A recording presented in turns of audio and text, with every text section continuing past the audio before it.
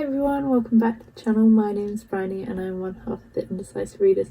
Today I'm here to bring you my June wrap up. In June I read 7 complete books. I finished a couple or started a couple as well in June, so we're going to include those. I think my pages read was around 3,000, but I haven't written that down, and my average rating was 3.7 stars, which is higher than I expected, but I think it's because I read some average books and they're the ones that have stood out to me, ironically, more than the ones that were rated higher.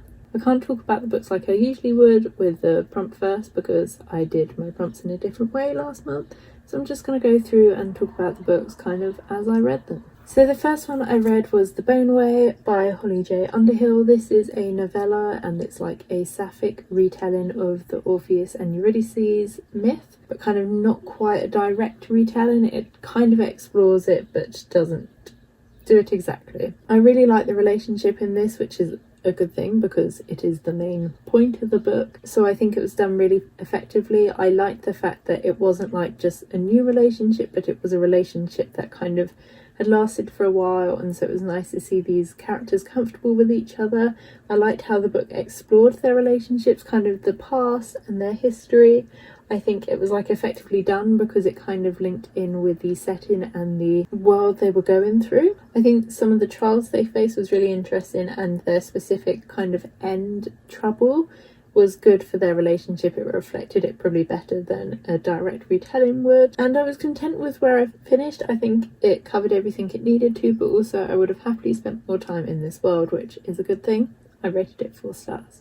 The next book I read in June was The Skyview on the Storm by Sabaa Tahir, which is the final book in the Ember Quartet series. I think that's what it's called. It feels like a long time ago that I read this, and like with the other books in this series, I've kind of read them all back to back, so they've all kind of blurred into one. However, this was a very intense book. A lot happened in it. It was quite heartbreaking in times, but also how it ended was, I don't want to say bittersweet because it was nice, but it was as nice as was possible with all the sadness. I really enjoyed the characters once again in this. They're like the best bit about the story. I think I enjoyed this one because it kind of got to explore what made them tick, and I really like seeing the relationship between Elias and Leia in this.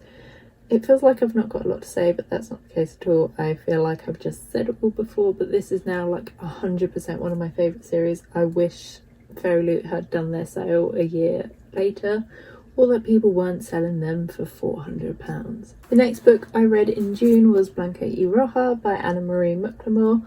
I don't have a lot to say about this. This was the Myth Take Reads group pick for May and June, and I was really excited to read this because I've wanted to try this author's writing for ages, and you know, we finally chose it as a book and that would work out quite well. However, I just kind of felt a bit nothing towards it. Rated it 3 stars, and I feel like if the relationship between the sisters had been better, the whole book would have been, because the whole book kind of rode upon the back of their relationship, but I didn't feel anything from their relationship. It was very much a dive straight into the action and learn about the characters as you go along, but you don't really learn about the characters, and I feel like just even a couple more chapters, having spent time with the sisters before the events of the book started, would have made me more invested in them. It just felt very much tell and not show. We were constantly told about all the stuff they'd done together as children to make them closer, but then in the book they weren't really close, and so it just didn't really work out.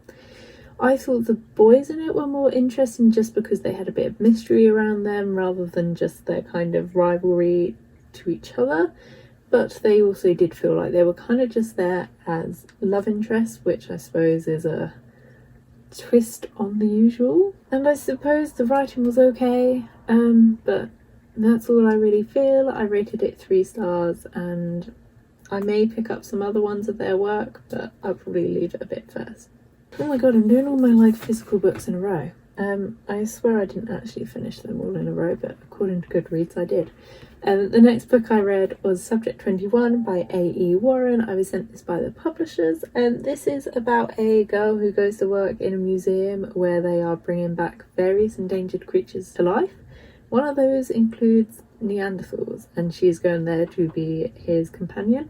I thought it was really interesting. Once again, I think the relationship between Kit, who is the Neanderthal, and Elise, who is the main character, was really good, really well written.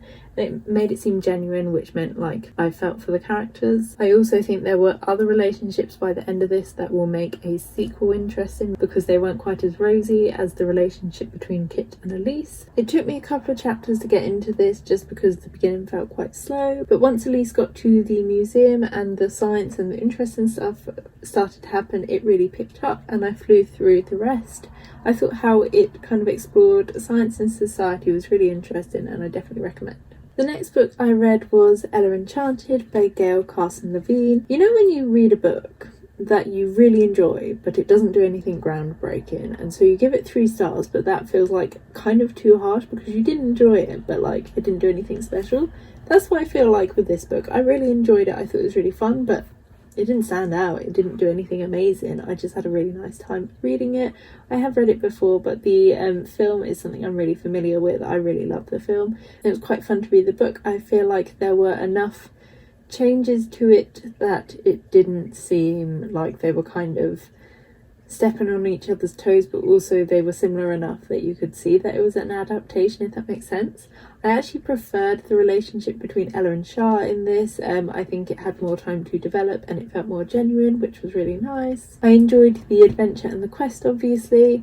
However, even 10 minutes after finishing it, I couldn't tell you how it like finished because the end is slightly different to the film, but I had a great time with the rest of it. Then I read Instructions for Dancing by Nicola Yoon. This I read for the Right Reads book blog tour. I don't think that's quite catchy, but that kind of thing, and I really enjoyed it. This is a romance based on dancing and I really like dancing in romances. I think it leads itself to intimacy. I really enjoyed the romance in this. I think the characters had great chemistry, but not in that kind of enemies to lovers way. They very much became friends first, which was very nice to read about. I like the characters on their own as well, and I think the other relationships in this were really interesting with the friends and the family and just other people around them. I thought the side characters were just as nuanced as the main characters, and the ending hurt me.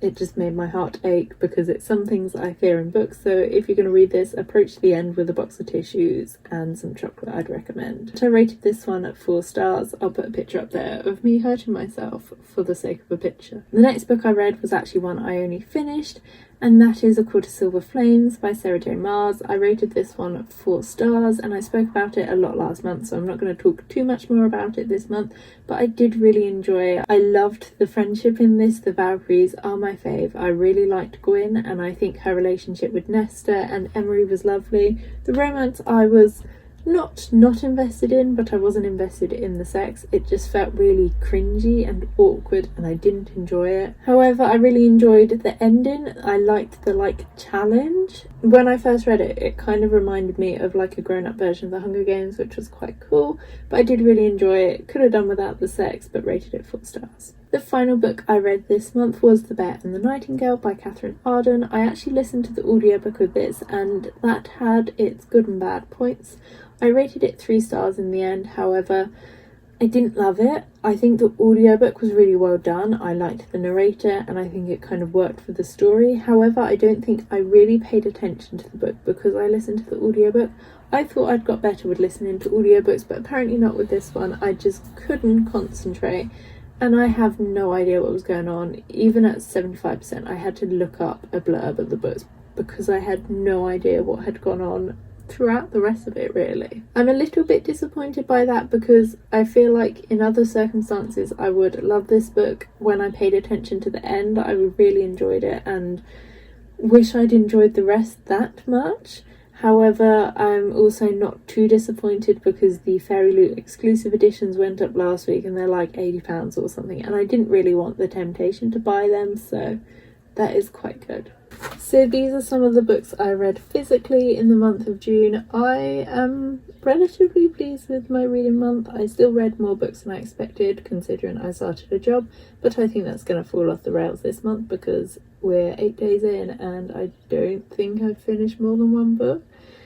But anyway, give this video a like if you enjoyed it. Let me know down in the comments if you have read or plan on reading any of these. Subscribe if you're not already and I'll see you in another video.